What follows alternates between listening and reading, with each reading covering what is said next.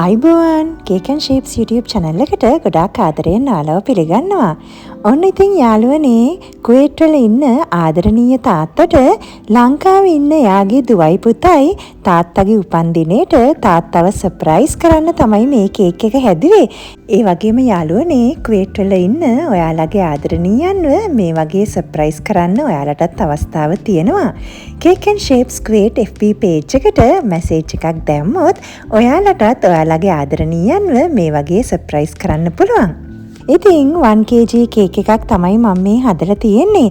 එහෙනම් ඉතින් අපි වීඩියෝ එකට ගිහිල්ලා බලමු කොහොමද මම මේ කේක් එක හදාගත්තේ කියලා. අඟල් 7.2කට ග්‍රෑම් 500 ගානේ දාලා තමයි මේ විදියට මම කේක් එක හදාගත්තේ. ඉතින් මම දැන් කේක් එක ක්‍රම් කෝට් කරලා පැයක් විතර ශීතකරණයේ තියලා තමයි එළියට අරගත්තේ. දැන් පැය කාලක් විතර ගියාට පස්සේ මම කේක් එකට ෆොන්ඩන්ට් එක දාගන්නවා. ඔන්න ඉතින් මේ විදියට මම කේක් එකයි කේක් බෝඩ් එකයි සුදු පාටින් කවර් කරගත්තා. ඊට පස්සේ වතුර ටිකක් ආධාරයෙන් සම්පූර්ණ කේක් එකේම තියෙන කෝන් ෆ්ලවර් ටික පිරිසිදු කරගත්තා. මම හැමදාමත් කියනවා වගේ කේක් එක ඩෙකරේට් කරගෙන යන ගමන්ම ෆොන්ඩන්ට් එකේ තියෙන කෝන් ෆ්ලවර් ටික පිරිසිදු කරගෙන යන්න අමතක කරන්න එපා. දැන් මම කේක් එක ටිකක් පැත්තකින් තියලා කේක් එක උඩින් තියන්න යන ටොපර් එක හදාගන්න තමයි ලෑස්ති වෙන්නේ. ඉතින් පොඩි රැවුලක හැඩයක් තමයි මට අද ටොපර් එක විදියට ඕන වෙන්නේ. ඉතින් ඒ සඳහා මම මේ වගේ කළු පාට ෆොන්ඩන්ට් එකක් රෝල් කරගත්තා. ඉතින් ගෙදරදීම තමයි මම මේ විදියට කළු පාට ෆොන්ඩන්ට් එක හදාගන්නේ. ඒ ලින්ක් එක මම ඔයාලට දාන්නම් ඩිස්ක්‍රිප්ෂන් බොක්ස් එකේ බලාගන්න. ඒ වගේම මේ ෆොන්ඩන්ට් එකට ටයිලෝ සෙට් කරලා තියෙන්නේ. එතකොට අපිට ටොපර් එක ඉක්මනින්ම වේල ගැනීමේ හැකියාව ලැබෙනවා. ඉතින් මම මේ වගේ කොලයකින් රැවුලක හැඩයකට පින්තූරයක් කපා ගත්තා. ඉතින් මේ රැවුලේ මම එක කොනක ඉඳන් අනිත් කොනට අඟල් 6ක තමයි දිග ප්‍රමාණය තියෙන්නේ. ඉතින් මේ විදියට මම මේ පින්තූරයේ ෆොන්ඩන්ට් එක උඩින් තියාගෙන කොටස් දෙකක් කපා ගන්නවා.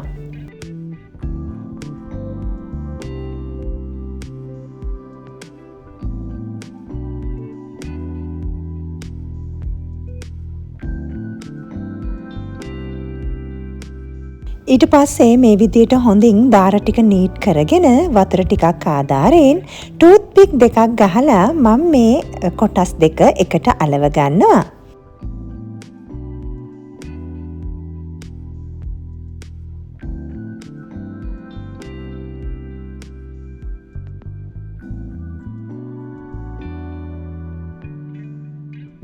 දැන් මේ විදියට මම ටොපර් එක පැයක් විතර වේලෙන්න තියෙනවා. ඒ අතරතුර මම කේක් එකේ අනිත් ඩෙකරේෂන්ස් ටික ඉවර කරගන්නවා. දැන් මේ විදියට කේක් එක යට දාරය මම කළු පාට ෆොන්ඩන්ට් තීරුවකින් කවර් කරගන්නවා. ඊට පස්සේ මම වතුර ටිකක් ආධාරයෙන් කළු පාට ෆොන්ඩන්ට් එකේ තියෙන කෝන් ෆ්ලවර් ටිකත් මේ විදියට පිරිසිදු කරගන්නවා. ඉතින් වැඩි හරියක්ම මේ කේක් එකේ සුදු පාට අවකාශයේ තියෙන නිසා කළු පාට ෆොන්ඩන්ට් එක ක්ලීන් කරනකොට ගොඩක් වෙලාවට සුදු පාට ෆොන්ඩන්ට් එකේ ගෑවෙන්න පුළුවන්. ඉතින් ගොඩාක් පරිස්සමෙන් තමයි මේ දේ කරන්න ඕනේ. දැන් මේ විදියට සුදු පාට ෆොන්ඩන්ට් කෑල්ලක් අරගන්නවා. ඉතින් ඔයාලා මේ ටූල් එක දැකලා ඇති. මේ ටූල් එක ආධාරයෙන් අපිට මැහුම් පාරක ස්වභාවය වගේ පෙන්වුම් කරන්න පුළුවන්. ඉතින් මම මේ ෆොන්ඩන්ට් කෑල්ලේ දෙපැත්තෙම මේ විදියට මැහුම් පාරක් වගේ ලකුණු කරගන්නවා.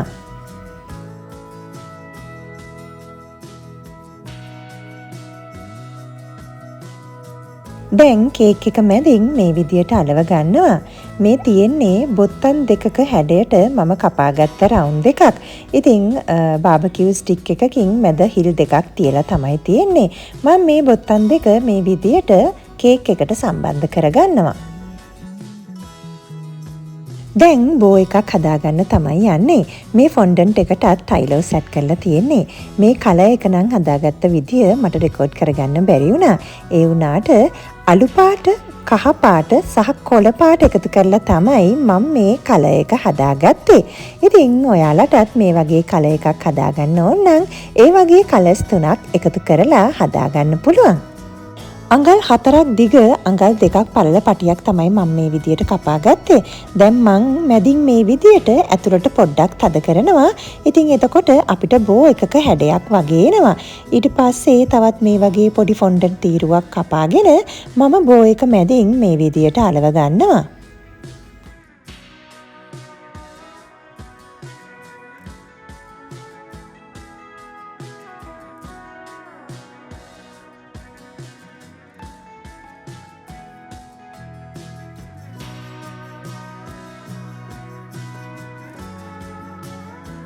දැන් බෝ එක දෙපැත්තෙන් මේ විදියට පොඩ්ඩක් රැලි කරගෙන වතුර ටිකක් ආධාරයෙන් කේක් එකට අලව ගන්නවා.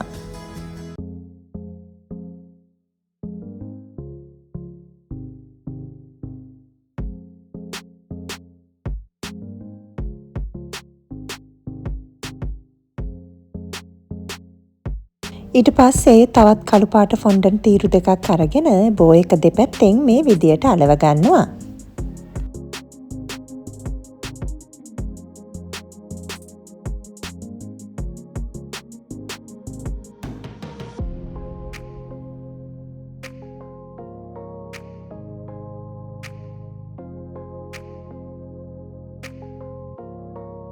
දැන් මේ තීරු දෙකත් මේ විදියට වතුර ටිකකින් ක්ලීන් කරගෙන හැපි බර්ත්ඩේ මැසේජ් එක බෝඩ් එක උඩින් මේ විදියට අලව ගන්නවා.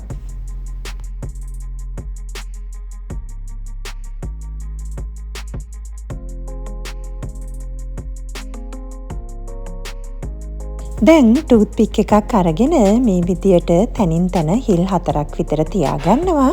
ඉතින් මම අනිත් පැත්තෙත් ඒ විදියටම කරගන්නවා. ඊට පස්සේ කහ පාට ෆොන්ඩන්ට් කෑල්ලක් මේ විදියට රෝල් කරගෙන බකල් එකක් විදියට හදාගන්නවා.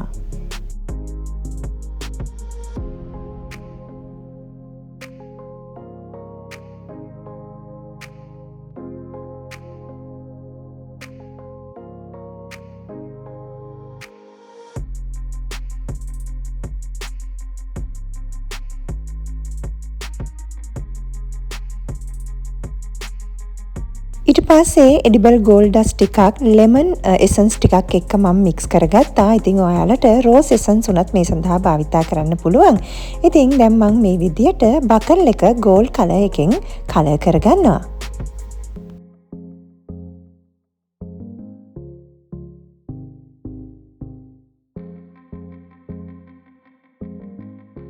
ඊට පස්සේ අපි හදාගත්ත ටොපර් එක මේ විදියට කේක් එක මැදින් තියලා මම කේක් එක ඩෙකොරේට් කරලා ඉවර කරගන්නවා. ඉතින් යාළුවනේ මේ වගේ කළුයි සුදුයි භාවිතා කරලා කේක් එකක් ඩෙකොරේට් කරනකොට ඔයාලා ගොඩාක් ප්‍රවේශම් වෙන්න ඕනේ. මොකද කේක් එක පුරාවට කළු පාට ගෑවෙන්න ඉඩ තියෙනවා. එහෙනම් ඉතින් අද වීඩියෝ එකකිනුත් ඔයාලට ප්‍රයෝජනවත් දෙයක් ඉගෙන ගන්න ලැබෙන්නේ නැති කියලා විශ්වාස කරනවා. හැමදාමත් Cakenshapes YouTube channel එකත් එක්ක මාත් එක්ක ඔයාලා සම්බන්ධ වෙලා ඉන්නවා. ගොඩාක් ස්තුතියි. ඒ වගේම තවත් නොදන්න කෙනෙක්ට මේ වගේ දෙයක් ඉගෙන ගන්න වීඩියෝ එක ෂෙයා කරන්න.